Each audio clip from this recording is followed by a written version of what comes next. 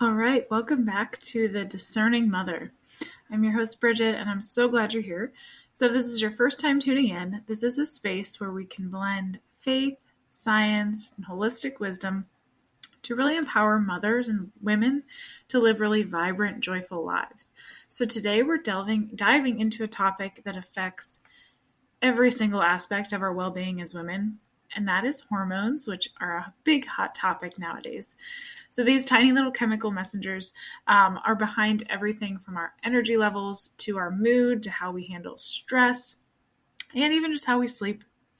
And understanding these hormones isn't just about the science of it. That's obviously super important, but it's also about really embracing the way that God has designed our bodies and about reclaiming what that means to be a woman. So, and just a balance in the world that often pulls us in like so many different directions. So let's dive into the beautiful complexity of your hormones and explore how you can partner with your body to feel your best, mind, body, and soul.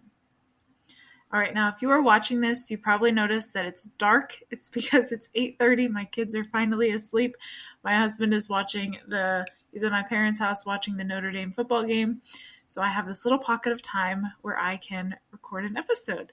So that is why I'm here, and it's a little bit darker. My hair is a little bit wilder because it's the end of the night, and I'm usually laying in bed by now. Actually, I was in bed, and I just got out of bed. But whatever. All right, so the first thing that I want to look into is the beauty of God's design. So hormones are incredible, especially the more that you get to know about them, the more you're like, wow, how do these work?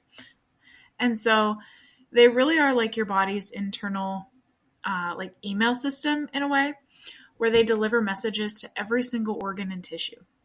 So when your hormones are in balance, you feel like you're thriving, like you're on top of the world. You can do anything. Like right now, it's 8:35 p.m. and I feel like I can record a podcast because I feel awesome. I'm not tired. I'm energetic. I'm not like too energetic, but I'm like appropriately energetic for 8:30 p.m. And I've been up since 5:30. So, okay, just to give you an idea of what it looks like to be balanced. So again, your energy is steady, your mood is uplifted, and your body just works. It works like clockwork. Every day is pretty much the same. Obviously, as women, we have some ebbs and flows within our cycle, but generally speaking, it's somewhat clockwork, whether that be day to day or whether that be month to month or so. But what makes it even more beautiful is that your hormonal system reflects the wisdom of God's design. So as women, our bodies are not static. We are not little men. We are a completely different creature than men. So our bodies are very dynamic. That means that they adapt constantly to the demands of our lives, the demands of our cycles, and the demands of the season that we're in. And I mean like literally the season that we're in, but also the season that we are in terms of our motherhood or womanhood. And men also have this too, but again, women just have this added complexity that is really beautiful. And the flexibility is a reflection of our feminine genius. And that's just the way we're created to nurture, to adapt, and to give life. But our modern world really goes against this design. Chronic stress, poor sleep, exposure to environmental toxins are unfortunately everywhere.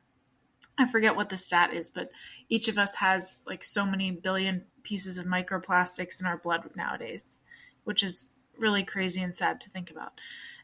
Even processed foods, like anything that has more than a few ingredients, and if you can't even say the ingredients, you probably shouldn't be eating it. Those can all really throw off our hormones out of balance. They can make us, those can leave us feeling really tired, really anxious, or even just really disconnected from our bodies. And then that brings just a whole cascade of other things that happen from there. But when we start to understand and honor, that's a big one, honor our hormonal rhythms, we can restore balance, and then we can also thrive in the way that God intended it. So if we look at hormones, how hormones work and how they influence every part of your life, you're going to be like blown away and be like, wow, I was made so good. So hormones are basically like a symphony, and you have different pieces. Different hormones are created in different places in your body. And these hormones all have to talk to each other, and these pathways all have to be working properly. And if they're not, that's when things can go haywire. So again, you have some hormones being produced in your pituitary gland, you have some ovarian hormones, and again, they have to talk to each other. They can't live in isolation. Each has its own part, but again, they have to work together in order to create that harmony, just like a symphony does. So just a few key hormones that might impact your health as a mom. And again, some of these you probably have heard before, especially if you're in the health world or have had a baby, you probably have heard some of these. The first one is cortisol. So cortisol is the stress hormone. This is basically like your body's alarm system. Now, I will say that our bodies are made to have some stress act upon them. If we never had any stress, that's actually not good for our bodies either. But we do not want to constantly be living in a state where we feel like we're getting chased by a bear. And obviously, unless you live in a place that has bears running around or that like you're in the middle of the woods or whatever, you're probably not literally going to have a bear chasing you. But that's what it feels like to our bodies, because our bodies can't tell the difference between a bear chasing us and just us having a really, really bad day at work or whatever it is. So again, cortisol just really helps you to respond to the challenges in your everyday life. But in today's really fast-paced world, many of us are living in this state of chronic stress. So again, that bear is always chasing us. And this is meaning that cortisol is elevated all the time. All the time. If you have a smartwatch or anything, you probably have noticed that you're like always in the orange or always in the red. Probably always in the red. You don't want to always be in the red. You don't even want to always be in the orange. You mostly want to be in the green with the occasional spike up into the orange, but never the red. All right. So this can lead to having high cortisol can lead to burnout, fatigue, difficulty concentrating, weight gain around like the middle area of our bellies. So women are made to obviously gain weight as we get older. We need to grow babies. In order to grow babies, we need to have extra stores. But there's actually two different types of fat. I'm not going to get into them, or ways you can carry fat, but just to very, very generalize it, you can carry fat around your hips, your thighs, and your buttocks, or you can carry fat around your abdomen. Typically speaking, women are supposed to carry it in the lower part of their body. So again, hips, thighs, and buttocks. So that's like the quote healthy unquote area where women should gain weight. If you're gaining weight in your middle area, like in your belly area only, that typically means that you have some sort of cortisol issue going on in your body, or some other hormonal issue as well. So just a little bit of science here is that if you have chronically elevated cortisol, this can suppress other hormones, like I was just saying. So one of those is progesterone. So if any of you know anything about progesterone, that is the hormone that you need in order to get pregnant and stay pregnant. Okay. So if you're constantly stressed, if you have hormonal issues that are kind of all out of whack, that can really throw off your menstrual cycle and even impact fertility. Women need to feel safe in order to feel that they can bring a baby into this world. And if you don't feel safe, your body's not going to menstruate, because your body is wise. And if you don't feel safe, it's going to say bringing a baby into this world is not safe. Right? So the first one is cortisol. The next two, because they work together, are estrogen and progesterone. So these are like the balance keepers. And so these hormones work together to really regulate your cycle.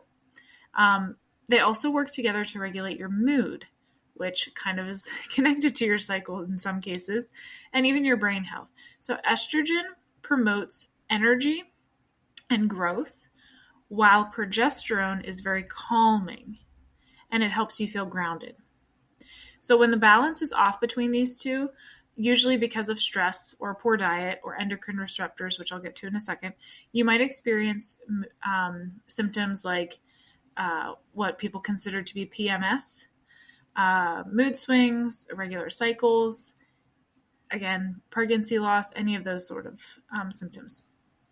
Now, One thing to note is, again, we live in a world where we have so much fake stuff thrown at us literally all the time.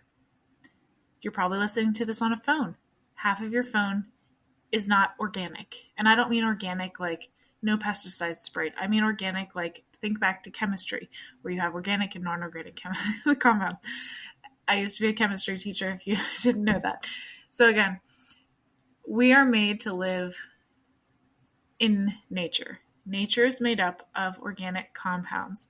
Organic, in this case that I'm speaking of, just simply means compounds that are from the earth that are, quote, natural. We're surrounded by synthetic everything, okay? Everything is some sort of petroleum product, and I know that petroleum is technically in the earth, so we're not going to get into that. Generally speaking, though, that so many petroleum products, hand lotions, so many fragrances, those are all going to be endocrine disruptors. Endocrine disruptors are going to impact hormones like estrogen and progesterone. Whenever your estrogen and progesterone are messed up, I already just told you what can happen with that. Estrogen also plays a really big role in cardiovascular health, which is why supporting healthy estrogen levels is so important for long-term well-being. It's also incredibly important that your progesterone is balanced out, especially if you are trying to have children, because if you do not have enough progesterone, your body will not be able to sustain a pregnancy. So those two are super, super important, specifically for childbearing years. Now, insulin is another really big one, especially because more and more women have become diagnosed with PCOS or Hashimoto's or other metabolic diseases. And these next two actually go hand in hand, insulin and thyroid. So insulin is considered to be the blood sugar regulator. So insulin controls your blood sugar levels. So basically, just to reiterate, blood sugar is what happens or what's in your body, in your blood. Whenever you eat something, it causes your body to release insulin in order to help digest the sugars that are in there. And even if you're not eating like actual like sugar, like what you would think of normally as sugar, any food that you take in, if it has any sort of anything in it, is going to need to be digested. So therefore, you're going to need insulin in order to really break down those carbohydrates in order for your body to process them. But when your blood sugar is constantly spiking, meaning like you're eating really erratically, or you're eating foods that might have a lot of carbohydrates or not a balanced meal, and then you crash, your insulin has to work on overtime, which can lead to fatigue, cravings, and more hormonal imbalances, among other issues as well. Okay, now the last hormone that I'm going to touch on today is the thyroid hormone. And the thyroid hormone hormones, because there's multiple. Thyroid hormones do so much. And again, these insulin and thyroid are pretty connected. So thyroid hormones are considered to be your metabolic regulators.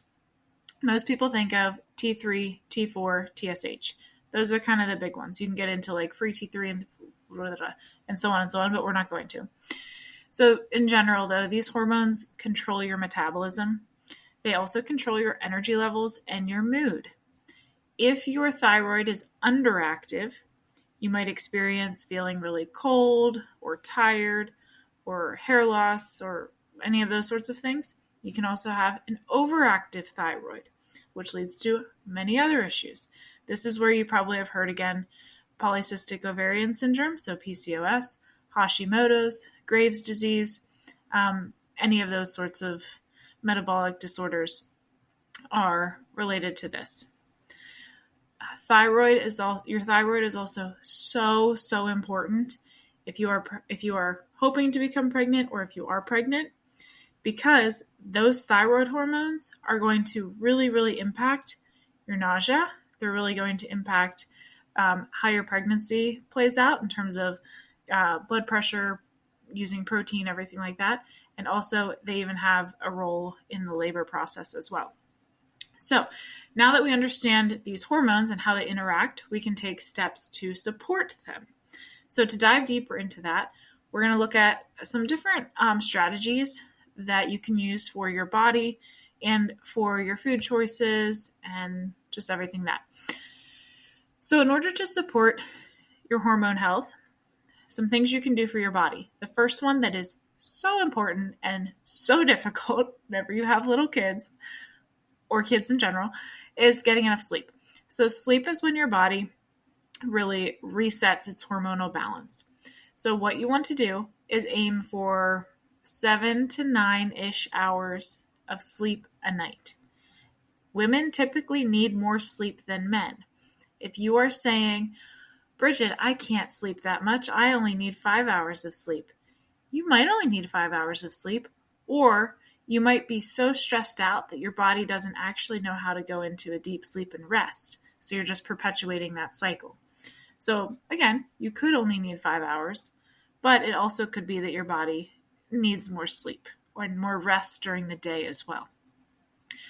All right, so even if you're a mom with little ones, focus on improving the quality of your sleep.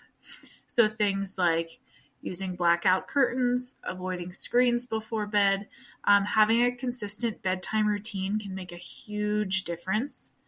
And try not to stay up and get all those little things done after your kids go to bed. When your kids go to bed, you should go to bed. Like, for example, it's 8:50. I'm usually in bed by now, honestly. Even pretty much on the weekends. Because our kids we have a bedtime routine. It starts around 6:30 or so. We get baths, we say a rosary, we do family prayer, we might read a book, play a game, whatever it is. And then usually about 7:30 or so, the older kids are in their bed. The younger kids still sleep with us, so they're in our room. I usually do my journaling. By about 8 o'clock, lights are off. Very occasionally, my husband and I might watch a show or something like that on our little TV. But I'm usually passed out by 9 p.m. And you might think I'm joking, but I'm actually not. You can ask him.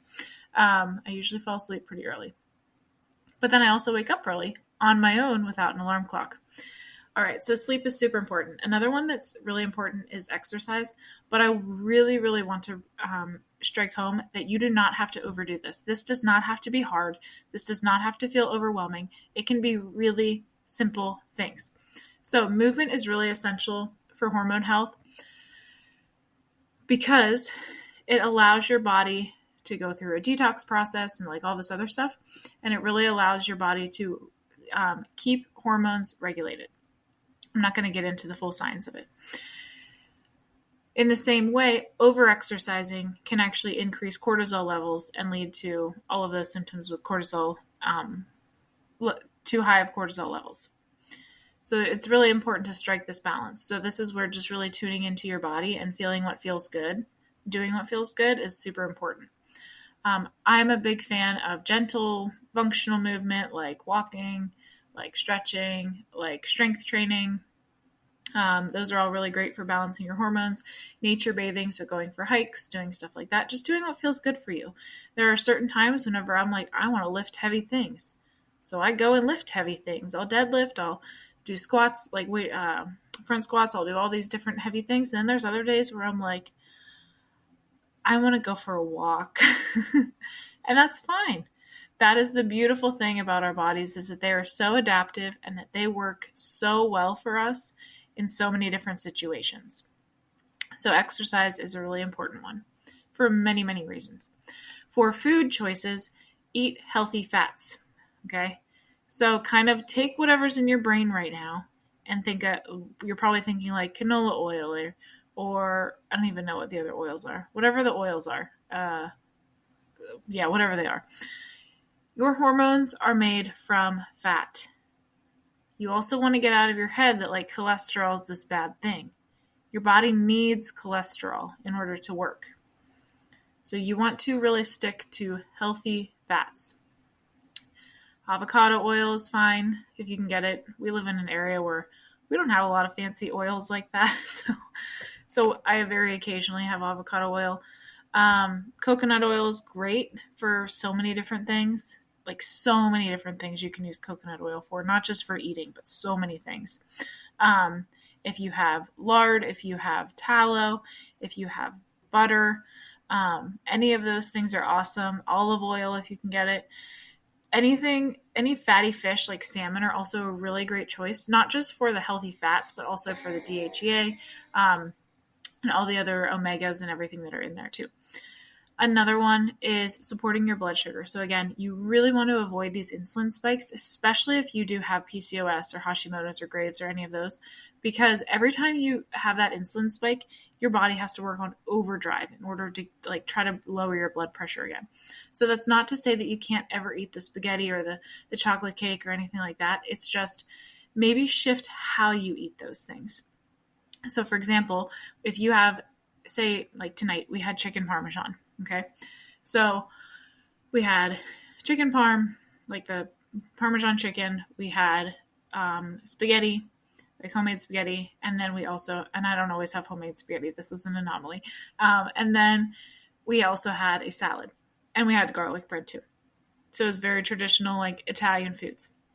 But instead of going straight for the pasta or the bread, what I did was I ate the chicken. And now some of you might say like, oh, but the chicken has bread on it or it has cheese on it.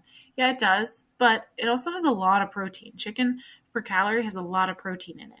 So I went for the chicken first. And I ate it slowly, that by the time that I got to the pasta, my body was already in that digestive phase and it already was sending out insulin. So by the time it got to the pasta, it wasn't this like massive carb overload. It's spiking insulin to use up the carbs. So just changing how you eat can really, really change things too. So again, you really want to eat those protein dense foods first before you get into those carbohydrate foods. And again, I love carbs. They are not bad. You need them. You also want to always try to pair something with a healthy fat and protein. So for example, if you're having an apple, apples are yummy. They're delicious. They're great. They have so much fiber. They're good for you.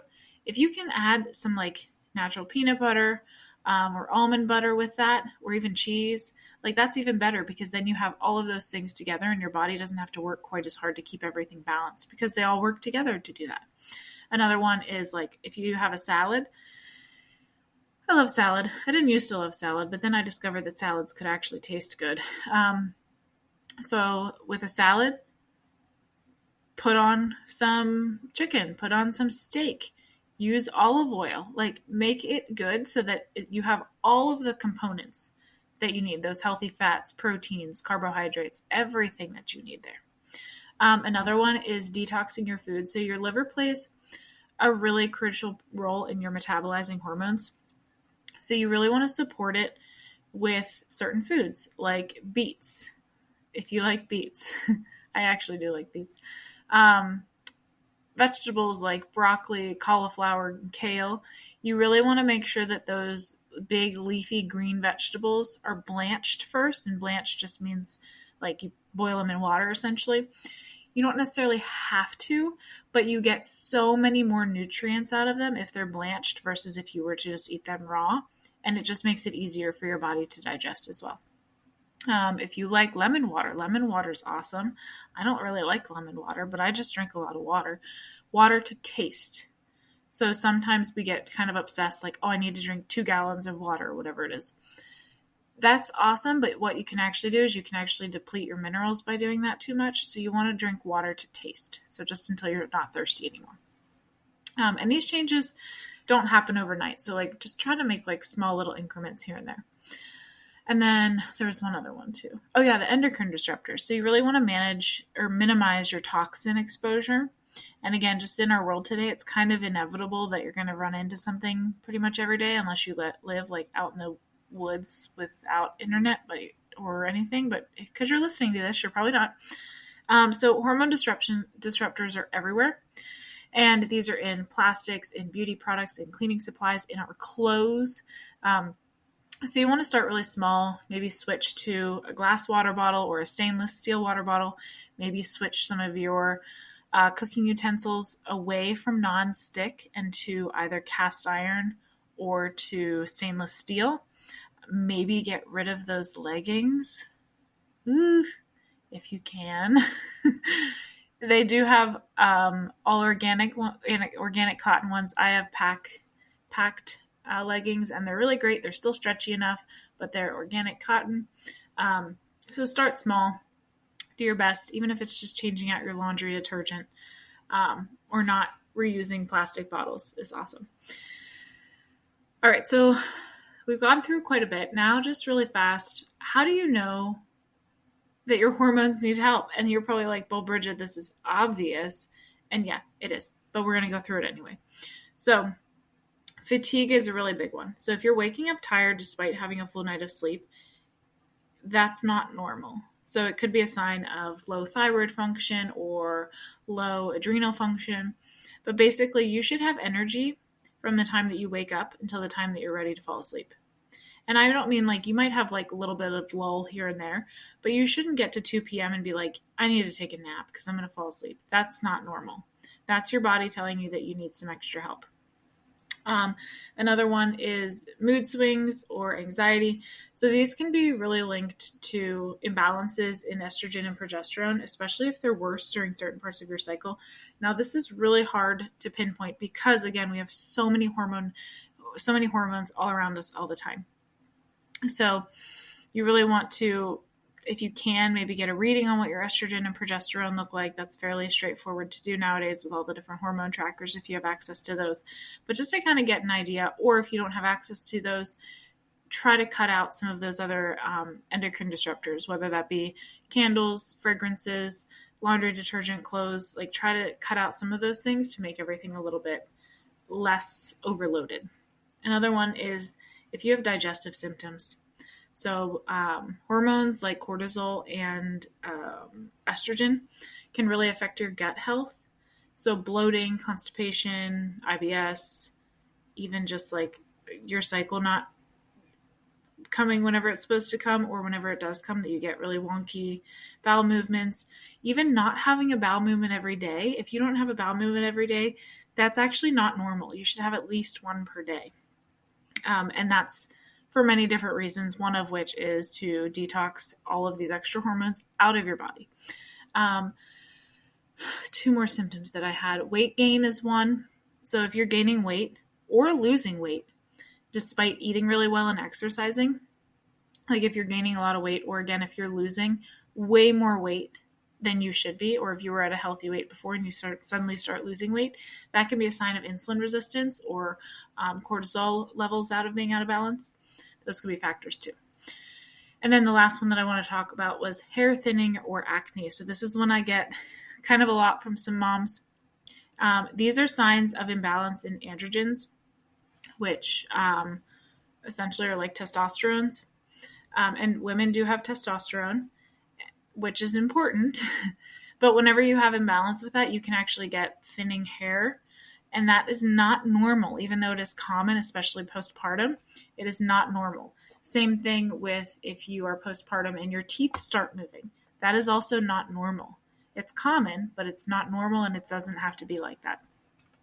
So the big key takeaway, though, is that these symptoms aren't normal.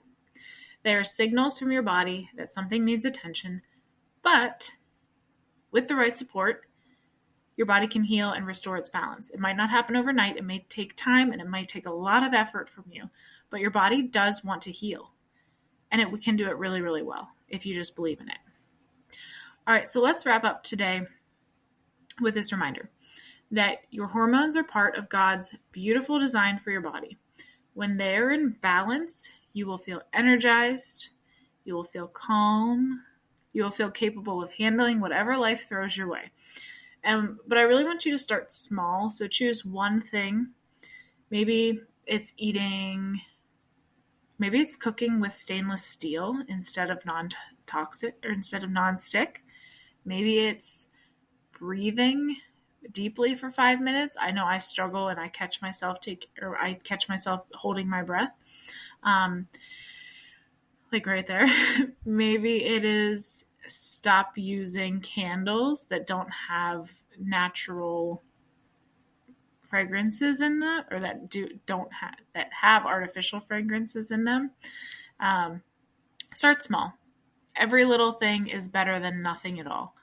So just start small, and you will definitely see a big difference whenever you just stay consistent. So thank you so much for joining me today on The Discerning Mother. If this episode resonated with you, I'd love for you to share it with a friend or leave a review. It really does help to spread the word. And if you're really ready to dive deeper into healing your mind, body, and soul, be sure to check out my coaching programs at lorettawellness.com. Until next time, remember, trust yourself,